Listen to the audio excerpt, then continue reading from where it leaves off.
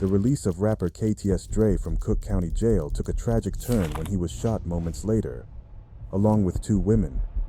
The shocking incident has sent ripples of concern about violence and safety, making headlines globally from all over the states to Europe, Asia, and Africa, having a worldwide impact. So who was KTS Dre in reality? And what was the reason to do him like that, firing 64 rounds in front of the Cook County Jail following his release? Not Grand Theft Auto, boy. Born on April 6th, Londre Sylvester, popularly known as Cutthroat DREKO or simply KTS Dre, grew up on Chicago's East Side, raised on 79th and Marquette Avenue, the Lakeside GD's territory, later also known as Lolo World or Pasto Gang, name which was chosen as a form of respect after members passing. Dre jumped off the porch and was in the streets from a very young age, which he later adapted and was basically his playground. In his early years, he already earned a reputation as a street fighter who always stood his ground.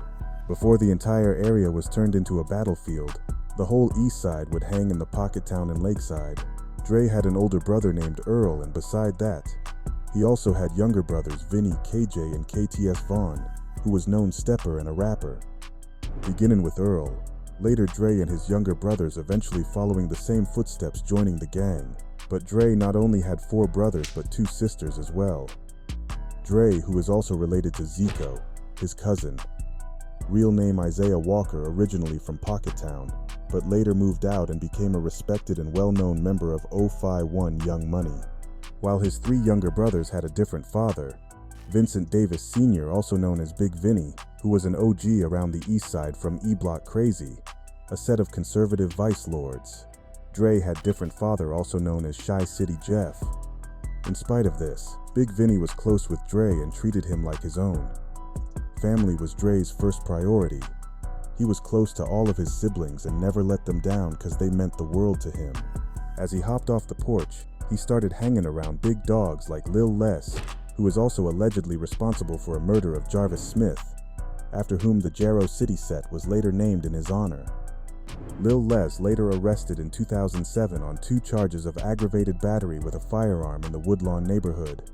Based on manipulated and fabricated testimony, Lester still fights for his innocence, similar to his brother Rico Clark, who in March 2007, just 1 week after his daughter's birth, was falsely convicted of Damian Kendrick's murder by the same detectives, Brian Forberg and Kevin Eberly. Both detectives are known for twisting witness accounts, making up testimony, and tampering with evidence. Their actions led to the wrongful conviction of 19 people, mainly men of color.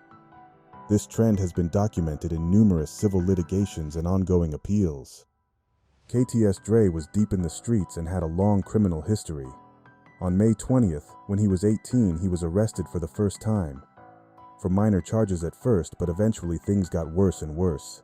Began with gambling, later to trespassing, then mob action, battery and selling drugs, and many others. In October 2012, the viral McDonald's incident happened. So this is a question, everybody been wanting me to ask. It's the situation at McDonald's. The McDonald's. The McDonald's incident. And McDonald's. Get McDonald's. Dre and his brother Vaughn and a few other KTS members would catch a no-limit member named Kyro at McDonald's. The other no-limit members went to the back hiding behind counters, leaving Kyro at the mercy of Dre. Dre and Vaughn, they corner Kyro, telling him to say "fuck rock," but he refused. Dre wasn't taking no for an answer. He punched Kyro so hard, split his lip wide open, and almost broke his jaw. The viral moment that haunts Kyro till this day could have ended up worse though. Before entering McDonald's, one of their members said, "Get him outside, I'ma pop them," from a punch to a multiple murders. Fortunately, this didn't happen. Blast him, get him outside, then I'm gonna pop. You got that on you? Yeah, blast him, get him outside, then I'm gonna pop. After leaving McDonald's, allegedly Kyro, Kobe, and Moody from No Limit left to get guns, returned and started shooting at KTS. Pasto, a KTS member, got hit in the arm. They all rolled back to their turf, but his brother Vaughn? He just laughed like nothing happened.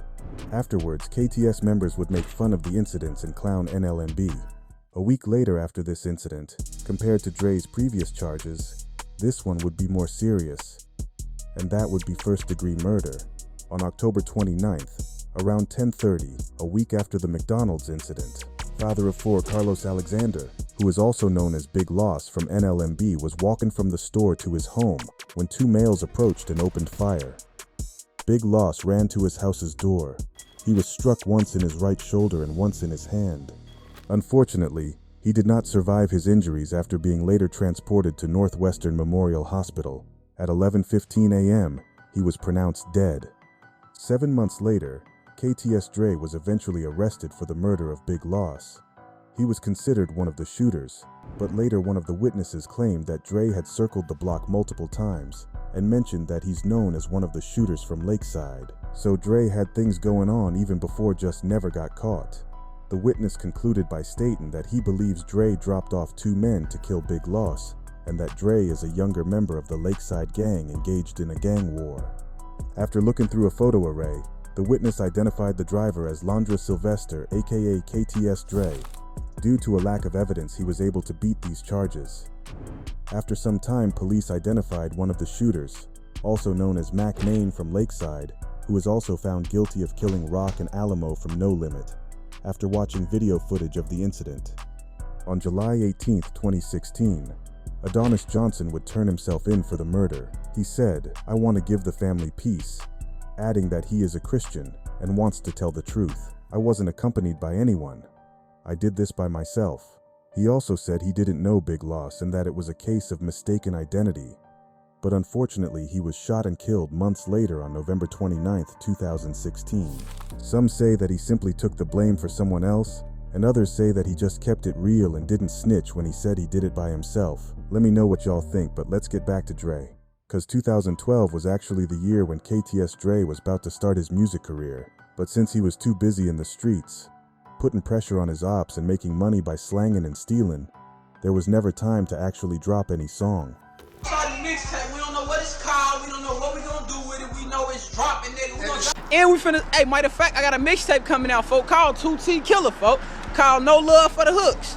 Volume 1, y'all check me out on that shit. We finna, you feel me, start doing that, get like y'all, like Lil Herb. It was similar to KTS Vaughn when Dre said almost the same thing about him. He was too busy in the streets to pursue his music career. He even yapped with big name rapper like Future and had Lil function going on. This could have been the sign to actually pick up the mic, make the music, and chase that bag. However, it all turned out differently. Out here in this shit, man. Cutthroat gang shit, Future. Eastside shit, man. Real nigga shit. Lil bro, them in this shit, man. Cutthroat. Cindy shit, man. DREKO was really active in these streets, cause this was actually the same year when he faced a life-changing moment when someone tried to kill him, and bullets hitting his head on 7800 block around 5 p.m. He was immediately taken to Oak Lawn Medical Center, but even a bullet in the head couldn't stop someone like Dre, and he luckily survived. So if you wonder why he got that big bump on his nose and that lazy eye, that's why. Hey look, y'all be making all them jokes, bro. Look at me though, like in real life, bro. Snag a tooth, right? I got a missing tooth, and I got shot in my head. Left eye be loose as hell. Look at me though. On Cutthroat gang. KTS, which stands for Kill to Survive, was once an alliance between different hoods around the area from POCKETTOWN to Lakeside and E-Block, but after some time they became their own thing. KTS Dre was high-ranked member, and reportedly by some sources he was also one of the founders of the Cutthroat gang, just like his little brother KTS Vinnie was stated also as one of the founders. The gang has a history of conflicts with numerous gangs, including ABK, Gotti World, Paxtown, Evans Mob, then Drill City, 800, and GMBE. However, the main enemies NLMB and Sircon City. In 2014, his younger brother Vincent Davis Jr., also known as KTS Vinnie, was found guilty for a firearm and aggravated battery, resulting in a 15-year sentence. For Dre, however, the next 2 years would be even worse. On June 23, 2015, his brother KTS Vaughn, at the age of just 21, was shot more than 25 times and pronounced dead on the scene. Dre can be seen with his brother in music videos for songs like No Love, Street Life, and Kill to Survive. This loss would be hard to accept and make the war even worse. Devon got killed, bro, that's when shit turned up. Like, I don't see how niggas be saying, like, niggas be I be hearing a lot of niggas say, look, I hear a lot of niggas say this KTS shit died when Von, woo. Y'all ass must not been around, because that's when shit got turned the fuck up. That's how we feel. Shit got turned up around that time on my homie. Wasn't no fucking what? On October 29th, 2015, not even 2 months after his brother passed, officers pursued a car with a revoked license plate in a chase that ended with a foot chase after Levon Harper, the driver, and KTS Dre, the passenger, took off running. Officer Jonas got hurt when Dre resisted arrest and a taser had to be used. Both of them was arrested. The other officer found 2 guns in the car, a Smith & Wesson with a tampered serial number and a Colt 45. KTS Dre would end up being locked up for 3 years, but even behind bars, Dre didn't hold back repping his gang and pressing people asking them if they from no limbs and often fight. But here it gets crazy, cause next year his stepfather Big Vinnie would also die. About 4:30 p.m., 43 years old Vincent Davis Sr. was sitting in a vehicle with a 22-year-old woman when Murray approached and opened fire. Big Vinnie was pronounced dead at the scene in the 6600 block of South Michigan Avenue. Devontae Murray, also known as KTS Rasta, was arrested 2 weeks after the shooting and pleaded guilty for murder and attempted murder in the attack. Devontae Murray, who was also part of EBC, blamed Big Vinnie for the murder of his brother and wanted to retaliate and murder Vincent Davis, aka Big Vinnie. His life been really a wild ride, first losing his cousin Zico in 2008, a close friend Pasto in 2013, then 2 years later his brother Vaughn and stepfather a year after. It's like life threw everything at him. It makes sense why he became so reckless, but after all, in this street life, there's no one winning. One day you're on top and the next you're taking your biggest L's. It's like a wild game with no rules, highs and lows on repeat. But 3 years later, he got finally out of county jail. He then later posted stories on Instagram walking through his ops hood trying to catch some of his ops. MBK block, MBK block, MBK block, man, big cutthroat, man. They say HERBO, but today was cutthroat killer. KTSK and shit, man. I'm big fucking MBKK, man. Nah, and I don't care who I am. I don't give no fuck who watching me. Everybody know who the fuck I am. Ain't nobody stupid over here. I see him, I know him, man. That's a fucking goofy. That's a goofy, baby. I know him. Just like he would give a hell on the streets, he had the same energy on the internet. Countless times he talked to his ops on Instagram Live and exposing them and dissing them. He had personal beef with many people like 600 Breezy or Bosstop for disrespecting his deceased homie Pasto, and many other folks like Zay Savage, Lil Wet, or Mad Max for snitching, and the list just go and go. He also made fun of the death of Willie from NLMB when other Lakeside and KTS members with Dre posted a story with his picture laying on the floor in a pool of blood. Dre later also talked about the situation in jail, about how his ops clicking up and that the city is too fanned out in one of the interviews. On August 14, 2019, Kenneth Summers, who goes by Magic from NLMB, went out to Light Club downtown along with 2 of his friends. The club closed after a while, but they still wanted to party, so they decided to go to the local bar. At first, everything went smoothly, but when they got back to the car after a long night, that's when he realized his keys was gone, so they started checking near the vehicle. One of them looked under the vehicle, and that's when 2 cars drove by and opened fire at them from the driver's side. His friends survived their gunshot wounds and did not suffer any serious injuries, but Magic wouldn't have the same outcome. Kenneth Summers, also known as Magic, was struck in the head and fell to the ground. Around 4 a.m. on the 7800 block of South Essex Avenue, he died right on the scene, just at the age of 26. This murder was later connected to KTS Dre 2 years later. He was also seen having sex in the same vehicle that was used on the hit. But since he passed away in 2021, he was never charged with the murder. On December 19, 2019, 4 months after the hit, KTS Dre eventually dropped his first song, NLMBK Part 2, with his homie KTS Rio, where he would rap about the murder and also spit in some bars towards HERBO and Lil Bibby.